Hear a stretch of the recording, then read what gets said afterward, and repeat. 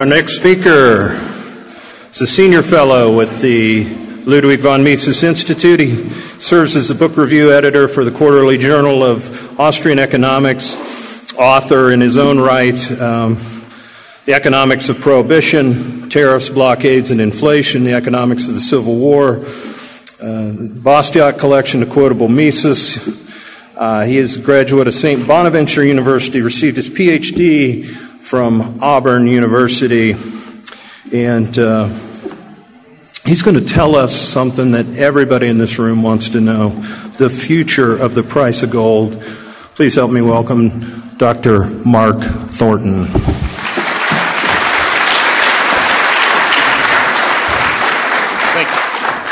Thank you, Doug. I visited Las Vegas a few years ago on vacation in July, and I swore I'd never come back to Las Vegas during July. It was so hot. We drove in, we're on the outskirts of town, drive by this bank, and the thermometer says 99 degrees. And then about a half a mile later, past another bank, it's 101 degrees. And as you get into town, block by block, 102, 103, 105, 107, 108, 109. I couldn't believe it. I'd never been in a place that was that hot. I was afraid to get out of the car.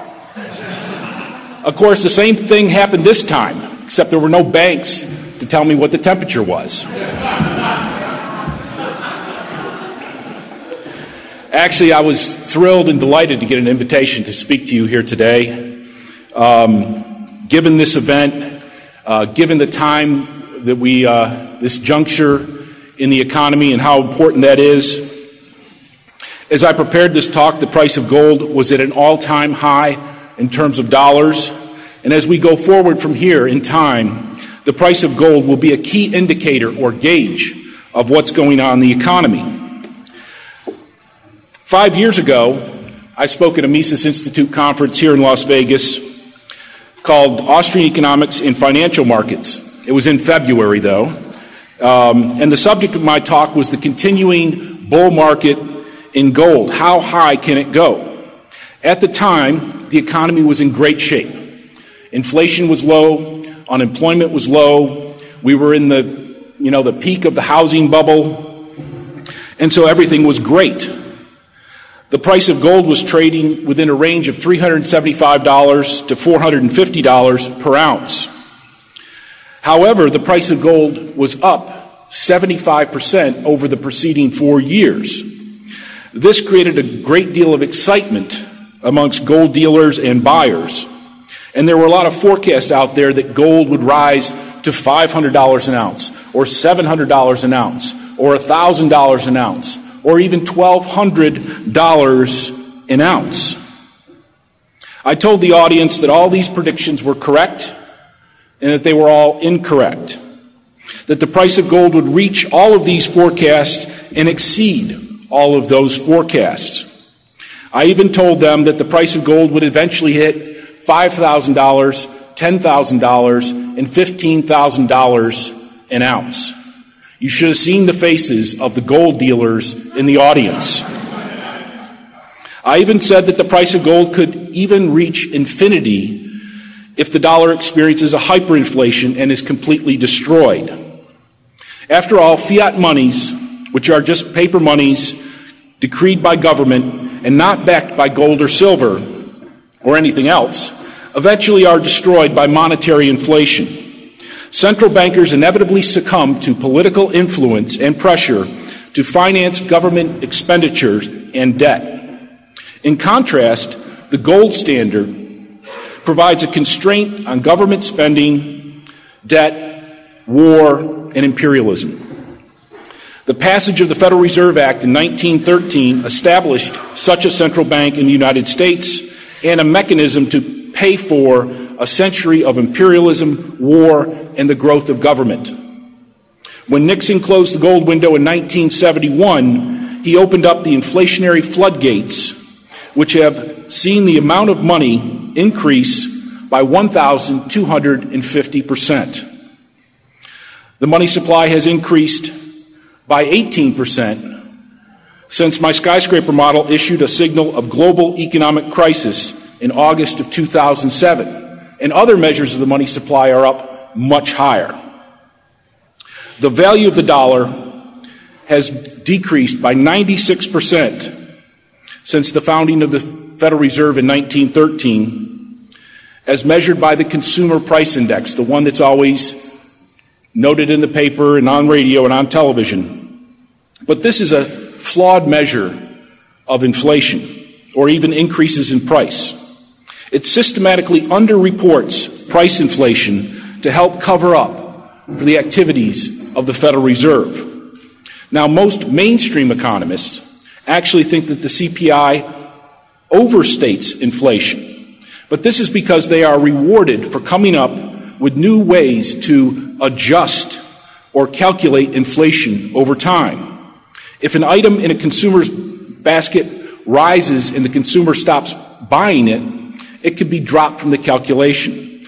But when consumers turn to cheaper substitutes, they get added into the basket that's measured by the government. Things like quality improvements, technological advances, and gains in productivity are all put into the adjustment process so that inflation can be measured by those in power.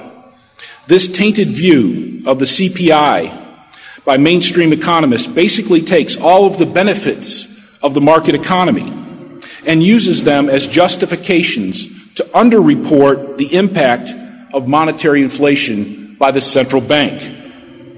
It's really a nasty cover-up story. If you help the Fed cover up for the signs of its nasty practices, you will be well rewarded. Now, if you don't give the Fed credit for all these gains produced by the market economy, in terms of quality improvements, technological improvements, and increases in productivity, then the dollar has lost virtually all of its value, 99-point-something%.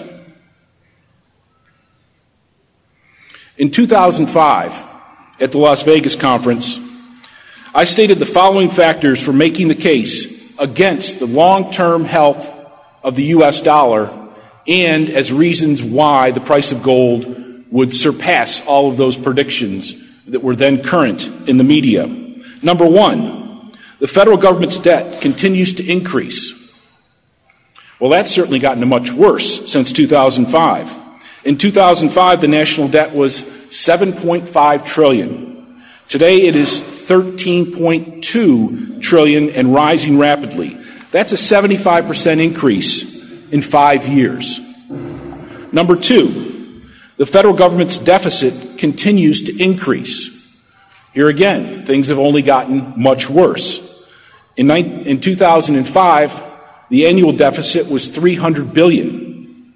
Last year, it was $1.4 trillion. That's a 365% increase. Number three, the third factor was that Social Security is broken and will not be fixed. Well, in 2005, the estimates for the future unfunded liabilities of the U.S. government, these are promises to pay Social Security, Medicaid, and Medicare benefits where there's no revenue to cover. Those estimates in 2005 were all less than $50 trillion. Today, estimates of the future unfunded liabilities of the U.S. government all exceed $100 trillion. So again, things have gotten much worse in a very short period of time. Number four, the U.S. is experiencing an increasing population of tax eaters. And by tax eaters, I refer to people who have Social Security benefits, government employees, retirees, people on welfare, government contractors, and the like. This, too, has gotten much worse. Of course, there's a lot of concern about unemployment today at 10%. The full unemployment rate is close to 18%. But the real concern should be the reduced employment in the private sector in the production of goods and manufacturing. I mean, after all, unemployment is, you don't have a check, but at least you're not working, you don't have to do that. But the problem is that we have fewer people producing goods services, and manufacturing in the United States. The number of jobs has fallen by 15 to 20% since 2005. Number 5, rebalancing the world economy and economic power, specifically Europe, Japan, China, and India. Well, of course, in 2005, China and India were not really on Americans' radar. But today, they are crucial players in the world economy. Their central banks are actually buying gold. Meanwhile, our allies in Japan and Europe are in deep trouble regarding their national debt. Japan, which was once famous for its management, has now managed to create one of the worst national debts on the planet. It is second in terms of debt to GDP, only to Zimbabwe. Zimbabwe has a ratio of debt to GDP of 285%. Japan's debt to GDP is 189%. Okay, going down the list, in Greece and Italy, their ratio is 115%. France and Portugal and Germany and the United Kingdom are in the range of 70%. The United States and Spain are in the low 50%. Now, a good rule of thumb with regard to the fiscal soundness of a nation is that if you have less than 20% of debt compared to your GDP, you're considered fiscally sound. If you have debt to GDP between 20 and 50%, you're considered stable. Anything over 50% up to 100, and you're considered unstable. And anything over 100%, you're considered at risk. At risk for things like financial failure, hyperinflation, really nasty stuff. Number 6 was, I listed as holding on to the empire. This too has gotten much worse. 2005 was probably one of the peaks of activity in Iraq, but things have actually gotten much worse in terms of the cost of holding on to empire. National defense spending has increased by 40% since 2005. And worse yet, we are spending a much larger chunk of it in Afghanistan. In Afghanistan, the nickname for Afghanistan is Graveyard of Empire. Just ask Alexander the Great or Genghis Khan what it's like to try to hold on to Afghanistan. They couldn't do it. The British Empire, at the height of its power, could not do it, could not subdue Afghanistan. And of course, the Soviet Union. All were defeated and ultimately depleted in Afghanistan. Number 7, the U.S. dollar's status as a reserve currency, with particular concern about China again and Japan. In 2005, China was buying up tons of dollars in U.S. treasuries as a sign that the U.S. dollar was the world reserve currency. Today, China has slowed its purchases of U.S. government debt and is diversifying into foreign currencies and gold. Now, none of these 7 problems that I listed in 2005 have been fixed or have gone away on their own. By most measures, each of these 7 problems has gotten much worse. In fact, the problems have snowballed much faster than most observers, including myself, would have predicted. And then, of course, we have a whole bunch of new problems. Things like the government owning Fannie Mae and Freddie Mac, running billions of dollars in red ink at taxpayer expense. The FDIC, that insures our bank deposits, is virtually broke and is facing a rising number of problem banks that it needs to take over. Meanwhile, at the Federal Reserve, its balance sheet has undergone an historic expansion as well as a reduction in the credit quality of its balance sheet. So not only have those 7 problems gotten much worse, but we've had added in several new problems coming to light. The common thread of all this is debt. The problem is we have too much debt, both personally, in business, and most especially in government. And the number one rationale for governments to inflate the money supply is its debt. Hyperinflations are almost always the result of an accumulation of government debt that cannot be paid for. Why do governments inflate the money supply? Well, according to economist Murray Rothbard, who taught at UNLV and who we've spoken about today, the answer is quite simple. Quote, whoever is granted a monopoly of printing money will use that monopoly to print, to finance government deficits, or to subsidize favorite economic groups. Power will tend to be used, and the power to create money out of thin air is no exception to this rule. Now, in 2005, as I was looking back on that talk, the biggest mistake I made was this statement. Quote, I am not going to tell you to sell everything and buy gold bullion as much as I'd like to. In contemplating the future of the price of gold, we must remember the most basic economic concept concerning price. The price of gold is what is in our collective heads. The price of gold is not the result of any kind of physical or mechanical process. The price of gold is determined by what we think about gold and what actions we collectively take in terms of buying and selling gold. Now, humans did choose silver and gold as money amongst all of the commodities, in part because of its physical characteristics.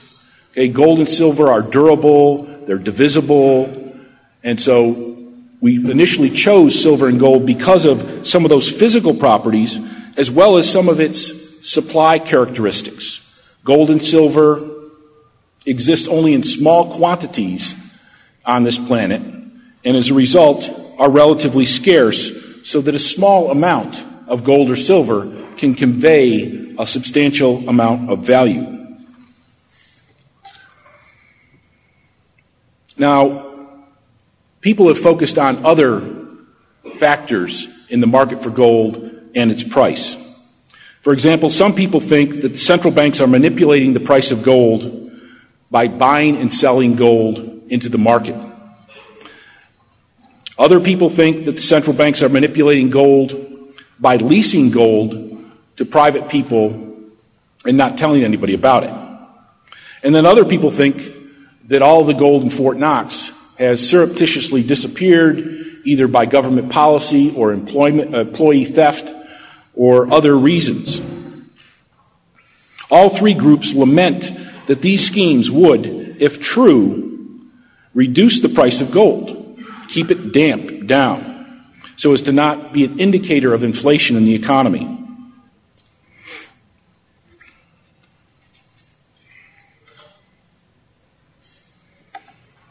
However, all of that still is a matter of being in our head. Most people have never heard of these schemes or don't believe in them, so it doesn't have much of an impact on the marketplace.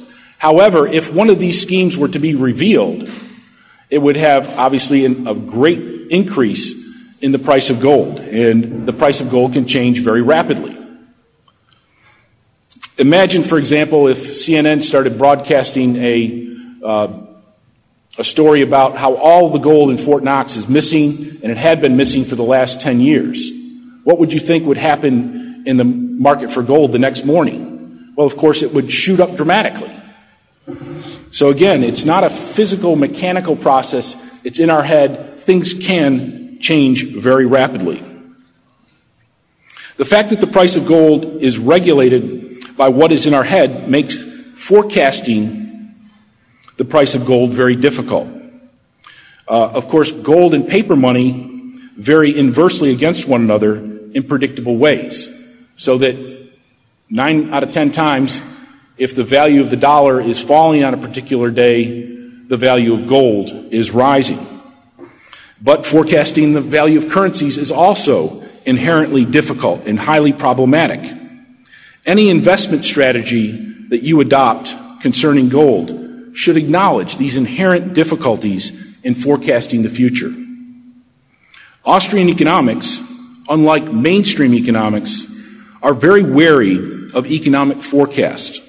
There is no real hard science of predicting the magnitudes and timing of economic change. Therefore, you should be cautious, especially about specific forecasts regarding gold. What Austrian economists do argue is that correct economic theory does help us to better understand their environment and to act accordingly. Some of the factors that I've laid out suggest, obviously, that the current high price of gold is very well justified by events in the economy. Currently, as I mentioned, gold is at or near an all-time high.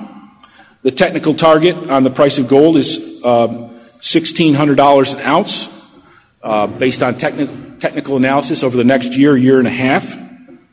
However, gold has also fallen quite sharply at various points in time. And we must remember that conditions in the stock market also impact the market for gold. A correction in the stock market is something we need to be leery about, whether it's a stock market crash or a long bear market in stocks. The strong bear market rally over the last year and a half, has been driven not by an improvement in the fundamentals of the economy, but by a lack of alternatives to invest profitably. Obviously, with interest rates so low, you can't make money in money markets and in bonds. And of course, real estate prices continue to fall. So the stock market has been propped up by those factors, as well as by gimmicks such as cash for clunkers, the home buyer's tax credit, and the cooking of the books with respect to things like accounting standards and unemployment. This suggests that what is in our collective heads regarding the stock market could change dramatically in the near future, and that there could be substantial losses in the stock market going forward. If asset prices were to fall dramatically in unison in terms of stocks, in terms of real estate, and in terms of commodities, we should also expect a like-minded fall in the price of gold as well, at least a temporary fall in the price of gold. Robert Prechter is even forecasting that the price of gold will be less than $680 an ounce. Now, this is a deflationary scenario. But when I say it's deflation of asset prices. I do not expect the Federal Reserve to cut back on its efforts to inflate the money supply. Far from it. I expect the Fed to continue its efforts to inflate the money supply. In fact, we should not be surprised by new extreme efforts if the economy and stock market were to falter. It is reasonable to expect that the Bernanke Fed has several such measures on the shelf and ready to implement. The deflationary scenario simply means falling asset prices, but the Federal Reserve's response suggests even further strength in the price of gold going forward. In an era of paper money, owning gold and silver is like an insurance policy. Precious metals provide economic protection against both inflation and deflation. They provide economic protection against things like war and financial market meltdowns. Like insurance, your purchases of gold should be viewed as something you hope you never have to use. Also, like insurance, gold is something that you own. You don't own one week and sell the next.